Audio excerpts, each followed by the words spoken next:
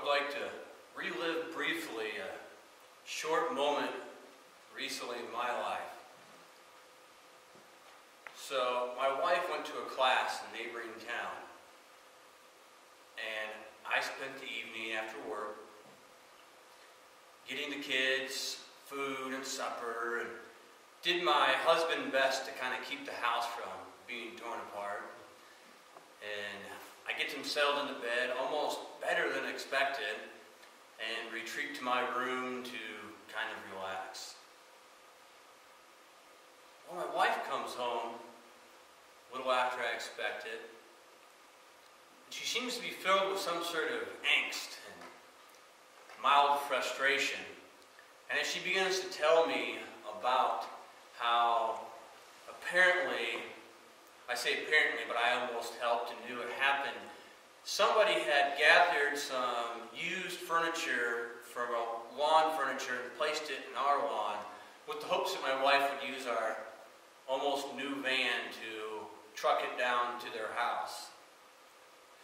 As she expressed her frustration of this, I went from being kind of peaceful and just feeling overall good to almost responding back with a sense of irritation back. It was almost as if I agreed that the more frustrated she was, I needed to be equally as frustrated. That I assumed that whenever she was upset with anything, that she was asking if I would be upset with her.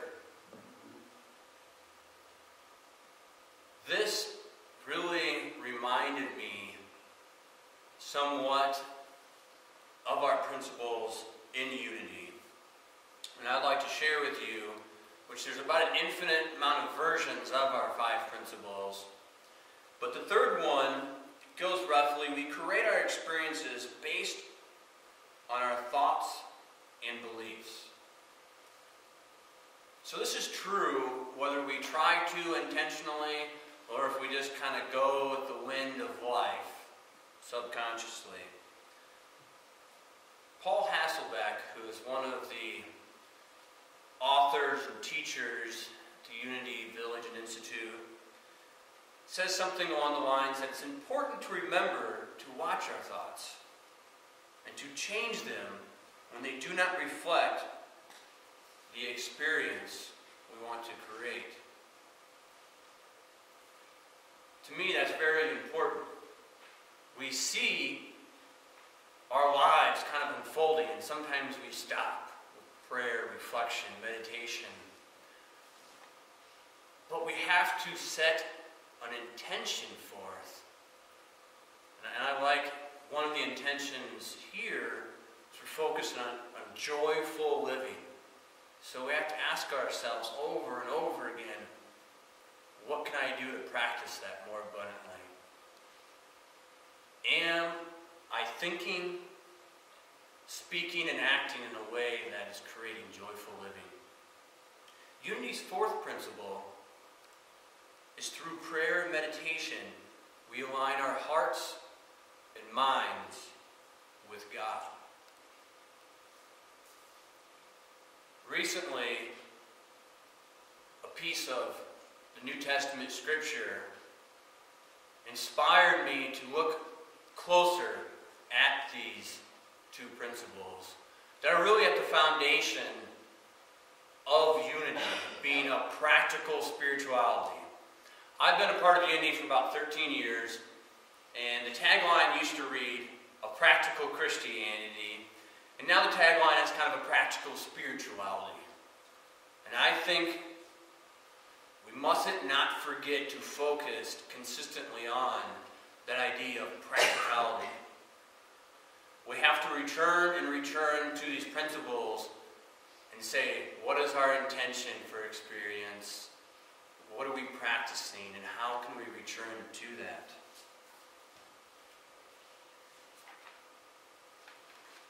Paul, in his letter to the Philippians, writes, rejoice in the Lord always. I will say it again. Rejoice. So Paul's conviction is not much different than yours here. joyful living. Let your gentleness be evident to all. The Lord is near. Do not be anxious about anything, but in every situation, by prayer and petition, with thanksgiving, present your request to God. And the peace of God, which surpasses understanding, will guard your hearts and minds. Finally, brothers and sisters, whatever is true, whatever is noble, whatever is right, whatever is pure, whatever is admirable, if anything is praiseworthy, think about these things. Whatever you have learned or received from me, put into practice, and the God of peace will be with you. So Paul's letter to the Philippians speaks of a great intention for our lives and for the lives he sees in this community. He wants them to rejoice in their faith.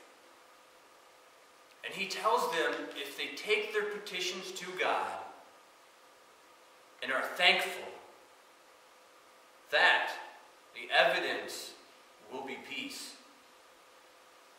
But he also tells them at the beginning that we should be gentle. So, when I see some of this in my life, a lot of times I'm kind of searching for different tools that work.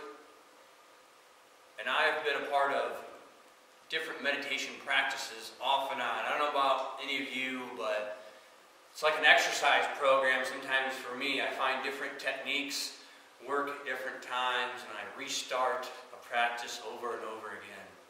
I had the pleasure of reading a book recently called 10% Happier. It's wrote by a journalist named Dan Harris. And in the book, he's asked, so what's with you and all this meditation stuff? And he responds, seems to make me about 10% happier. Well, I think there's a little bit of truth to that. And one of the ways it made him happier was that through his meditation practice, and for him it was a mindful focus on his breath practice, he was able to slow down his thoughts and also slow down the space between his thoughts and his reactions. And if we have an intention for our lives, such as joy and peace and loving kindness, when we have that space between our thoughts and in between our actions, when a feeling arises, we have this much more space from our practice to bring to it, to decide if it aligns with our highest good we've set forth. I often get inspiration, as I told you, from my children. And recently, we were in a van with a couple of my kids and one of their friends. And one of the friends says to them in kind of a way of, I don't know about superiority, but something that didn't feel right to me, that she was telling them how she's a Christian. And I think I confused my daughter a lot when she asked questions and I tried to give her real philosophical answers. So I don't think she was sure if she was Christian or not. She kind of looks at me. And I said to her, in the most practical spirituality answer I could think of, I said, we are gratitudians. And so I tried to explain briefly, but when the next day she was explaining with a lot of humor and joy that we were gratitudians, and she emphasized that we were for sure tudians, and the gratitude part was those seem to be missed. So we focused over and over again since then, whether it be at supper time, at bedtime, or reflecting upon a difficult person or situation, that as gratitudians, we find the best in the situation. We seek out that part of life which brings forth the most good, that allows our highest intentions to be brought forth in every situation. At each day at school or work, there's always something that we can be grateful for. So we continue to be gratitudians with joy and laughter, but also with reflection. In Paul's letter to the Philippians, he speaks of protecting our hearts and minds. And that prayer is the protection for the troubles of this world. Recently, I was driving back in the middle of work, and I had places to go and people to see, and I was running late. And right before I realized I was running late, I had some good meetings and I was feeling good, and then I got a call, and it was some news from work that didn't sit with me right. And within a matter of, 2 minutes, I went from feeling great to feeling angst and frustration and confusion and just general upsetness. So it appeared it was this anxiety and frustration was kind of an inside job, although I was projecting on something outside myself. I was reminded in that moment of a movie and a quote from one of the characters. I'm often inspired by cinematography, and there's a movie that some of you may or may not have seen. It was called The Fight Club, with a character named Tyler Durden. Tyler Durden said that most of us sitting here are part of a lost generation. See, our generation has no great war. Most of us. You're going to have to work with me. Most of our generation has no great war or Great Depression. That our great war is a spiritual war. And that our Great Depression is our lives. Now, although there are wars happening physically in this world, and some of us have experienced or partaken in the great wars and even great depressions in the outside world, over the last decades, we have witnessed that the great war, being a spiritual war, is when we are putting our point of power outside of ourselves. We are confusing seeking intention, such as joyful living, with a circumstance, with having enough people in the seats on Sunday, with having enough money in the bank account. We are confusing it with circumstances opposed to experiences. And when we do that, our lives become a depression. Because over and over again, we fight a losing battle. So our generation must realize, like countless has before us, when they were not consumed by things outside themselves that considered life and death, the next generation does not stop focusing on the outside. When it's an inside job, that our lives do not have to be filled consistently with suffering and depression. When we realize that St. Paul said, if we meet our days with constant prayer, we consistently take our petitions Often in unity we are afraid of this idea of supplication. But I think our heart does have yearnings. But what we must do is constantly be in prayer. We take that desire up, and often, like in meditation, we release it with thanksgiving, knowing that whatever outcome or circumstance unfolds, we are already grateful in advance for the gifts that will be. So if we look at the last exertion that Paul in this letter does, he says to think about these things. And after naming many good things for us to think about, he tries to simplify it for us. It's hard to remember all those good things. So he says, if there is anything praiseworthy, think of these things. I was talking to some people earlier, and often, whether it be ourselves, work, or another person, sometimes it's hard to think of something praiseworthy. I encourage you to reflect upon this scripture and our principles in prayers about holding a space and having the faith in knowing that there is something praiseworthy and something to be grateful for in all things, everywhere and always. And secondly, I would like to conclude with, we must remember that our intention for joyful living and joyful loving, in any intention you set forth in your life, is ultimately not about a circumstance.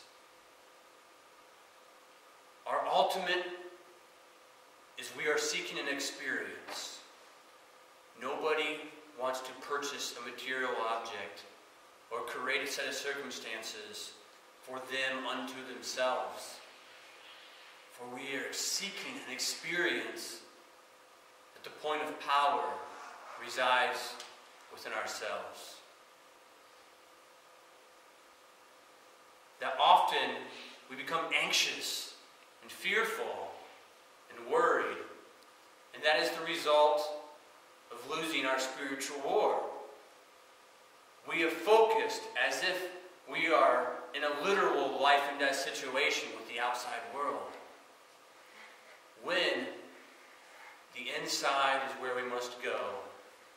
And we can guard our hearts and minds from that anxiety and that turmoil with prayer, with taking every desire and letting it go, and holding our intention in thanksgiving, knowing that every circumstance is a gift. And lastly, I ask us to be gentle and compassionate, though, with ourselves and others. This is a practice. We will, at least I will, forget over and over and over again what my intention is, and to be prayerful with thanksgiving in all moments. I'm sure I will miss at least a few in my day, my week, and the rest of my life. So it's often our lives become a meditation. That in meditation, the definition is really the word attention. So when we have an attention for our lives, for joyful living, we will not always steer the course correctly. We'll not always be living joyfully. But when we remember that is our anchor, that is our goal, our set point, we can stop in prayer. We can return to our source and say, in these circumstances, I'm holding space knowing that there is something of much gratitude to be. Often we sit in the wonderment of spirit, knowing the glory of it is hard to always comprehend. And then, like in meditation, our thoughts seem to drift off. We've got a pain in my back, we've got a pain somewhere else, What am I going to do tomorrow? When is this going to end? And then we return back to our attention, intention. So be gentle with yourselves and practice the skill of artfully living, giving your attention back and returning back to that which you desire most in your life with thanksgiving.